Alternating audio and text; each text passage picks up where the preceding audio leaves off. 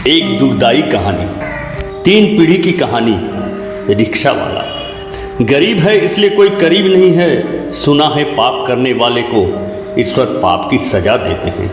सुना है पाप करने वाले को ईश्वर पाप की सजा देते हैं। मैं ईश्वर से पूछना चाहता हूँ, जो पाप नहीं किया जीवन में उसे क्यों सजा मिलता है? कहते हैं भाग्य अपना अपना होता है, क्या 3 पीढ़ी का भाग्य एक समान होता है? ये कौन सी लीला है भगवान का? गरीबी पीछा नहीं छोड़ रहा है इस परिवार का। गरीबी एक अभिशाप है। रिक्शा वाला बात उन दिनों की है जब मैं हाई स्कूल में पढ़ता था। मैं 8वीं का छात्र था। मेरे क्लासरूम में पीछे की सीट पर कई विद्यार्थी बैठता था, जिसमें कुछ छात्र पढ़ाई में कमज़ोर था या उसकी आर्थिक स्थिति ठीक नहीं था।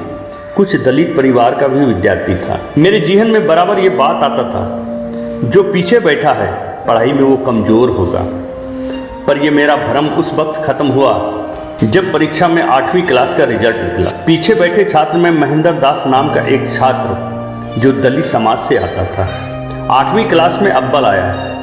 मेरे क्लास में सबसे ज़्यादा नंबर उसी ही मिला। समय बीतता गया। मैट्रिक के बाद सभी छात्र अलग अलग कॉलेज में एडमिशन ले लिया। स्कूल जीवन का साथी सब अलग अलग हो गया। मैं पढ़ाई पूरी करके पिताजी का व्यापार संभालने लगा। कुछ साथी नौकरी के सिलसिले में बाहर रहने लगा। छात्र जीवन का कुछ साथी से आज तक संपर्क नहीं हो सका। समय बीतता गया, कई साल बीत गया। आज मेरा बेटा 26 साल का युवक है। ऊंची शिक्षा के बाद अच्छी कंपनी में कार्यरत है। एक रात अपनी दुकान बंद कर वापस घर आ रहे थे।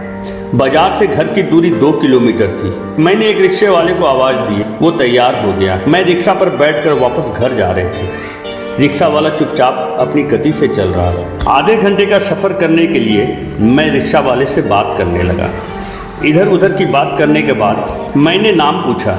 उन्होंने अपना नाम महेंद्र बताया। पता नहीं क्यों मुझे महेंद्र दास की याद आने लगा, जो स्कूल के दिनों में मेरे साथ पढ़ता था। मेरी जिज्ञासा और बढ़ा। मैंने रिक्शे वाले से घर का पता पूछे। उसने खामोशी भरी आवाज़ में घर का पता बताया। मैं चौंक गया। जिस मोहल्ले में मैं रहता था, कुछ ही दूरी पर अति पिछड़ा गांव है, जिस गांव का नाम है हरिजन टोला। मुझे विश्वास होने लगा, शायद वही महेंद्र दास तो नहीं जो मेरा सहपाठी था। मैंने सवाल पूछे, मुझे पहचानते हो? उसने बहुत धीमी आवाज़ में हाँ कहा। मैं चौंक गया। मेरे मन में कई सवाल उठने लगा। जो छात्र जीवन में इतना पढ़ने में तेज था, आज रिक्शा चला रहा है। मेरे पास शब्द नहीं था उससे और कुछ सवाल करने का। मैं चुप हो गया। मैं अपने घर के पास उतरकर पैसा देकर अपना घर वापस चले गए। पर उस रात मेरे लिए एक कश्मकश की रात थी। रात भर उस रिक्शे वाले के बारे में सोचता रहा। कब सुबह हो गई पता नहीं चला। एक दिन महेंद्र रिक्शा वाले से मोहल्ले में मुलाकात हो गया। मैंने औपचारिक रूप से उससे हाल चाल पूछा। बड़ी संकोच करते हुए कहा, सब ठीक है। मैं मन ही मन सोचने लगा, इस इंसान का क्या ठीक होगा। मैं उसे चाय की दुकान पर चलने का आग्रह किया। मोहल्ले में ही चाय की दुकान थी। उसे लेकर चाय की दुकान के अंदर बैठ गए। मैंने उससे इस हालात के बारे में कई सवाल पूछे। उसने बेहिचक मेरे सवाल का जवाब देने लगा। उसने कहने लगा, 12वीं की परीक्षा अच्छे नंबर से पास किए। घर की स्थिति बेहद ख़राब था। पिताजी भी रिक्शा चलाते थे। पिताजी बराबर बीमार रहते थे। डॉक्टर उन्हें टीबी का दवाई नित्य दिन खाने को कहा। पिताजी काफ़ी अस्वस्थ थे। मेरे सामने घर चलाने की समस्या था। आगे की पढ़ाई के बारे में सोचना जैसे समुद्र से सुई खोजने के समान था। मैं समय के साथ समझौता किए और पिताजी का रिक्शा चलाने लगे। घर की जवाबदेही से मैं टूट गया था। माँ, पिताजी, पत्नी और लड़के का भरण पोषण, पूरे परिवार का दायित्व मेरे ऊपर था। मैंने महेंद्र से फिर सवाल किए, लड़के कितने साल का है? उसने बताया 25 बरस का है। मैंने उससे कई सवाल एक साथ पूछने लगे।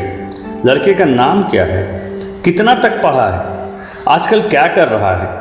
महेंद्र मेरे आंखों में आंखें मिलाकर कहा, मैं अपने जीवन में असमर्थ हो गया था अपनी पढ़ाई से। बस एक ही इच्छा था, बेटे अपने मेहनत और लगन से आगे की पढ़ाई करे, किसी के आगे मुहताज नहीं रहे, बहुत प्यार से नाम रखे, सामर्थ। मेरा बेटा सामर्थ किसी तरह +2 किया। अंग्रेजी मीडियम से पढ़ाएं। आगे की पढ़ाई के लिए कुछ लोग सलाह दिए, इंजीनियर की। मैंने उसे तैयारी करने की सलाह दी। सामर्थ मन लगाकर पढ़ रहा था। पर इतना बड़ा खर्चा, उसकी एडमिशन, रहने खाने का खर्च, उतना पैसा नहीं था मैं उसका दाखिला इंजीनियरिंग कॉलेज में करा सके। मुझे कुछ लोगों ने जानकारी दिया पढ़ाई के लिए बैंक लोन देती है। मैं अपने बेटे सामर्थ को लेकर बैंक चला गया। मैंने बैंक मैनेजर से मिले। मैंने आग्रह किया बैंक मैनेजर से, मुझसे पूछा, बोलिए क्या बात है। मैंने बेटे की पढ़ाई के वास्ते एडमिशन लोन की बात की है। मैनेजर साहब एक नज़र ऊपर से नीचे तक देखे, फिर नज़र घुमाकर मेरे बेटे सामर्थ को देखने लगा। मेरे मन में उथल पुथल मचा हुआ था।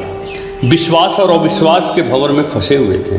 मैनेजर साहब 3 पेपर की मांग रखें, क्या आपके पास कुछ पेपर है? मैंने ना में जवाब दिया। मैनेजर साहब कुछ मिनट मौन रहे, फिर मेरी तरफ देखकर सॉरी कह दिए। मुझे समझाने वाले मुद्रा में कहने लगे, कुछ बैंक का रूल है, क्षमा कीजिए। मैं भारी मन से बैंक से बाहर अपने बेटे सामर्थ के साथ वापस घर आने लगा। रास्ता भर सोचते रहे, मैनेजर साहब शायद मेरी टूटी हुई चप्पल देख रहा होगा या पुरानी शर्ट और पैंट, ये तो मुझे पता नहीं, पर इतना जरूर जानता हूँ, जिसे अभाव रहता है उसके मन में हीन भावना जरूर आ जाता है। मेरे बेटे सामर्थ साथ में चुपचाप चलता रहा। मेरे पास कोई शब्द नहीं था बेटे को समझाने या सांत्वना देने का।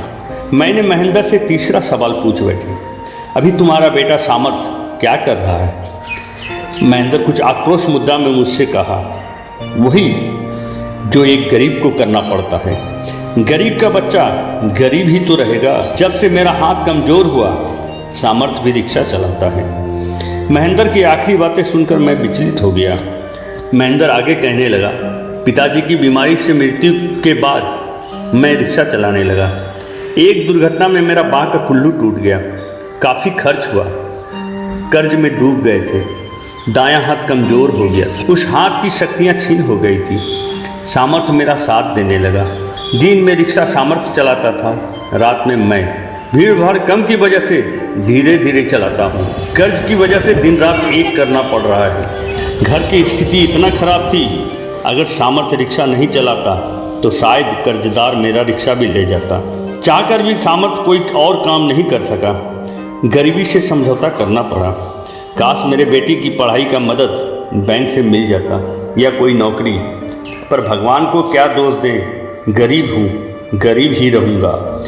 गरीबी में जिंदा हूँ, गरीबी में मर जाऊँगा।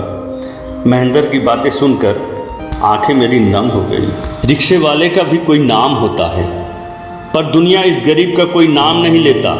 रिक्शा वाला कहलाता हूँ, रिक्शा वाला ही रह जाऊँगा, रिक्शा वाला ही नाम रह जाएगा, रिक्शा वाला ही नाम।